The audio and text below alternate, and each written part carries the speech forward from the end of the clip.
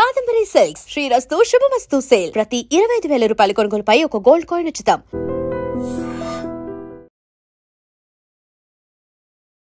నమస్కారం, నేను డాక్టర్ శ్రీనివాస్ చెలిమెల, సంస్కృతి కేరళ ఆయుర్వేద పంచకర్మ క్లినిక్ నుంచి మాట్లాడుతున్నాను. ఈరోజు మనం డిస్కస్ చేసే టాపిక్ వచ్చేసి కీళ్ళ నొప్పులు. దాన్ని కీళ్ళవాతం అంటాము, మోడర్న్ లాంగ్వేజ్లో ఆస్టియో ఆర్థరైటిస్ అంటాము, ఆయుర్వేదంలో సంధివాతం కూడా అని చాలా రకాల పేర్లు ఉంటుంది.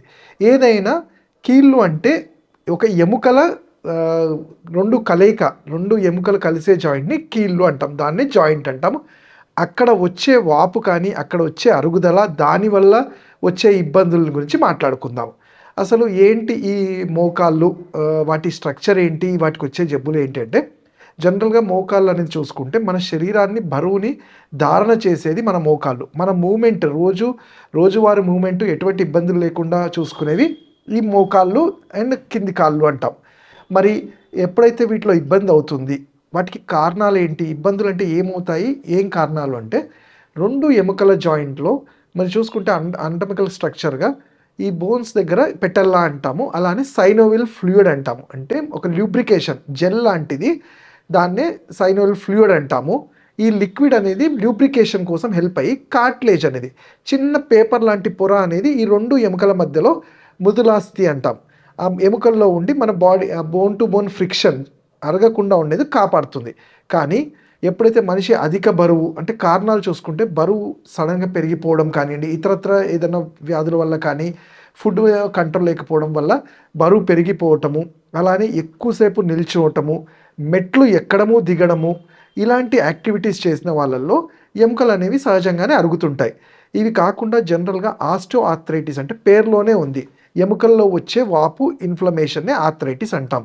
ఇది ఒక ఏజ్కి సంబంధించింది. అంటే 45-50 సంవత్సరాలు దాటిన వాళ్ళల్లో న్యాచురల్గా బాడీలో ఉండాల్సిన మినరల్స్, విటమిన్స్, కాల్షియం ఇవి తగ్గిపోవటం వల్ల ఎముకలకు కావాల్సిన పోషణ జరగక, దానికి కారణం సరైన టైంలో ఫుడ్ తీసుకోకపోవడము, మనకు కావాల్సిన పోషకాహారాలు ఉన్న ఫుడ్ని అవాయిడ్ చేయడం, లైక్ పాలు కానివ్వండి, పెరుగు కానివ్వండి, ఇలాంటివి మన ఫుడ్లో తగ్గిపోయినప్పుడు సహజంగానే ఎముకలు అనేవి కొంచెము వీక్ అవటము. అది వీక్ ఉన్నప్పుడు కూడా మనం ఏంటి జనరల్గా పట్టించుకోకపోవటము. దానికి సింపుల్ ఒకటి చెప్తాం. మా దగ్గరకు వచ్చే పేషెంట్స్, డాక్టర్ గారు మోకాలు మొత్తం అరిగిపోయాయి అంటున్నారు, ఆపరేషన్ చేయాలంటున్నారు అంటారు. మీరు ఎక్స్రే తీసిన రోజో ఎంఆర్ఐ తీసిన రోజో ఈ ఎముకలు అరగవు. మన బాడీ అనేది ఒక ఎముక అరగడానికి 3-4 సంవత్సరాలు పడుతుంది. కానీ మనము పెయిన్ కిల్లర్స్ అని, రెస్ట్ అని, ఏదో ఉపశమనాలు అప్పటికప్పుడు చేసుకొని నొప్పిని మాత్రం తగ్గిస్తున్నారు తప్ప, లోపల జరిగే ఈ డీజనరేషన్, డ్యామేజ్ని ఆపలేకపోతున్నాం. ఎందుకంటే సరైన టైంలో గుర్తించడం అనేది కూడా చాలా ఇంపార్టెంట్. నేను ఇంతకుముందు చెప్పినట్టు గుర్తించడం ఎలా అంటే, ఒక ఏజ్ తర్వాత 45-50 ఇయర్స్ తర్వాత మనం చేసే రెగ్యులర్ యాక్టివిటీస్, అంటే రోజువారీ పనులలో కూడా చాలా ఇబ్బందిగా చేయటము. దాని లక్షణాలు ఎలా ఉంటాయి? కాసేపు కూర్చొని లేస్తే మోకాళ్ళు, కండరాలు, పిక్కలు పట్టేసినట్టు అవ్వడము, పొద్దున్న లేవగానే కాళ్ళంతా మొద్దుబారినట్టు బరువుగా అనిపించడము, కొంచెం దూరం లేచి నడవాలన్నా మనతో అవ్వకపోవడము, చాలా పట్టేసి కాళ్ళు చాలా నొప్పి ఉంది, మోకాల్లో సౌండ్స్ లాంటివి, దీన్నే క్రిప్టస్ అంటాం. అంటే ఎముకల్లో ఎప్పుడైతే మృదులాస్థిని ఇంతకుముందు చెప్పినట్టు ఈ సైనోఫ్లూయిడ్ డ్రై అయిపోవడము, వాతం వల్ల ఇవంతా డ్రై అయిపోవడం వల్ల ఒక ఎముకకి ఒక ఎముక రాసుకపోవటం వల్ల డైరెక్ట్గా అక్కడ ఉండే కండరాలు, నరాల మీద కూడా ఒత్తిడి పెరుగుతూ ఉంటుంది. ఎముక అరగటంతో పాటు మేజర్గా జరిగే డ్యామేజ్ ఏంటి, ఈ కండరాలు, వాటిలో ఉండే నరాలు కూడా దెబ్బతింటుంటాయి. సో మనము ఇవి సరైన టైంలో గుర్తించడం ఇంపార్టెంట్. నేను చెప్పినట్టు మనం రోజువారీ చేసే యాక్టివిటీస్లో ఇబ్బంది అయినప్పుడే మనం అర్థం చేసుకోవాలి. మనము ఏదో ఒక రోజు 2 రోజులు అని కాదు కదా, కంటిన్యూస్గా ఇలా జరుగుతున్నప్పుడు ఒక ఆయుర్వేద వైద్యుడిని కలవటం వల్ల మీ నాడి వాత పైత్య కఫాలని చూసి సరిగ్గా అంచనా వేసి ఇది డయాగ్నోస్ చేయడానికి ఎర్లీ స్టేజ్లో వీలవుతుంది. సరే, అలా కాదు, ఆల్రెడీ డీజనరేట్ అయిన వాళ్ళల్లో సర్జరీ ఒకటేనా సొల్యూషన్ అంటే నిజంగా నాట్ అని చెప్తాం. ఎందుకంటే నిజంగా ఎముక పని చేయనప్పుడు మోకాలు నొప్పులు అంటామా, అంటే నడవలేని పరిస్థితుల్లో లాస్ట్ స్టేజ్లో ఉన్నప్పుడు ఎవరమైనా సరే త్వరిత ఉపశమనం కోసం సర్జరీ అని చెప్తారు. కానీ ప్రతి అరగడంకి, ఎముక అరగడానికి ఆపరేషన్ చేసుకుంటూ వెళ్ళమని ఎవరూ సజెస్ట్ చేయము. మనము సెకండ్ డిగ్రీ ఆర్థరైటిస్ వరకు కూడా దీన్ని మెయింటైన్ చేయగలుగుతాము. దాన్ని ఆయుర్వేదంలో సంధివాత చికిత్స అంటాము. దానికి ఏం చెప్తాము, నేను ఇంతకుముందు చెప్పినట్టు అధిక బరువు కానివ్వండి, లేకపోతే హార్మోనల్ ఇంబ్యాలెన్స్ వల్ల కానివ్వండి, లేకపోతే ఇతరత్ర మన లైఫ్ స్టైల్ చేంజెస్, ఎక్కువ నిలబడ్డము, మెట్లు ఎక్కడం దిగడము, అండ్ మనం చూస్తే చాలామంది ఆడవాళ్ళు హీల్స్ లాంటివి వేసుకుంటారు. అది నడుము మీద ప్రెషరు, దానితో పాటు మోకాళ్ళ మీద కూడా ప్రెషర్ పెరుగుతూ ఉంటుంది. అలానే పోషకాహార విలువలు తగ్గిపోవటము, విటమిన్స్, మినరల్స్, కాల్షియం ఇవి తగ్గిపోవటం వీటి వల్ల జరిగాయి. కాబట్టి వీటిని ఫస్ట్ మనం డైట్తో కంట్రోల్ చేయడానికి చూస్తాం. మనకి న్యాచురల్గా చూడండి, కాల్షియం కానీ మినరల్స్ కానీ పుష్కలంగా మనం తీసుకునే ఫుడ్లోనే ఉంటాయి. ఫర్ ఎగ్జాంపుల్ మునగాకు అనేది, మునగాకులో ఉండేది మనకి న్యాచురల్గా D3, కాల్షియం, కాల్సిఫెరాల్ అన్నీ మనకి దొరుకుతాయి.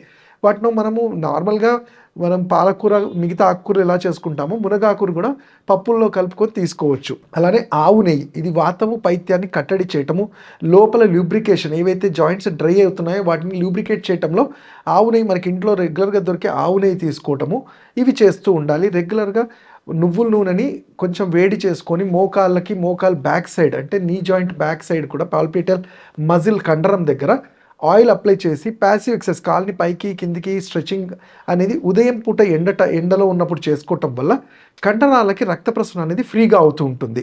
ఇవన్నీ కూడా కానప్పుడు ఆయుర్వేద ఔషధాలు ఓపిక్గా వాడుకోగలిగితే, ఒక 6 నెలలు టైం తీసుకొని వాడుకొని ట్రీట్మెంట్స్ చేయగలిగితే వీటిని మళ్ళీ ఫర్దర్గా ఇంకా వరస్ట్ కాకుండా, డిటోరేట్ అవ్వకుండా మోకాళ్ళ జాయింట్స్ని కాపాడగలుగుతాము. అంటే ఇక్కడ జరగాల్సింది ఏంటి, మీరు ఉరకడం ఇంపార్టెంట్ కాదు, నిలబడి మీ పనులు మీరు చేసుకోవడానికి ఆయుర్వేద చికిత్సలైన జానుబస్తి అంటాం.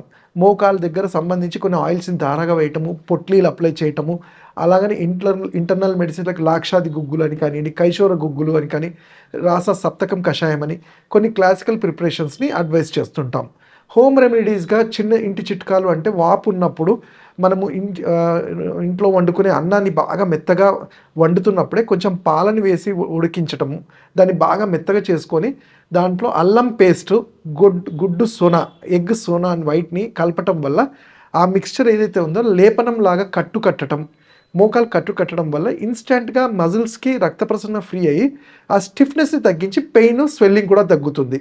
ఇంకా ఇలాంటి చిట్కాలు కానీ ఇలాంటి ట్రీట్మెంట్స్ కానీ మనం సరైన టైంలో తీసుకోగలిగితే మీరు ఇది ఫర్దర్గా ఇంకా కాంప్లికేటెడ్ కాకుండా లైఫ్ స్టైల్ని డిజార్డర్స్, అంటే లైఫ్ స్టైల్లోని చేంజెస్ జరిగి ఇబ్బంది కలగకుండా మనం హెల్ప్ చేసిన వాళ్ళం అవుతాం.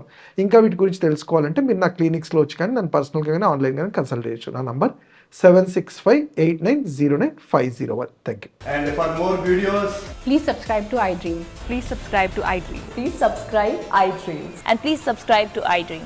For more videos, subscribe to iDream. please like, share and subscribe to the channel. Congratulations, iDream. Subscribe to iDream. Subscribe to iDream. So subscribe to iDream Media. iDream team andarki huge congratulations. Please subscribe iDream Media. Please subscribe to iDream. Subscribe iDream. Please subscribe to iDream.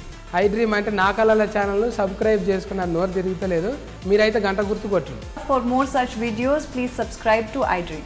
Subscribe to iDream. Please subscribe to iDream. Please subscribe iDream Media. Please do subscribe to iDream. Please subscribe to iDream Media. For best entertainment and information, please subscribe iDream. And don't forget to subscribe to iDream.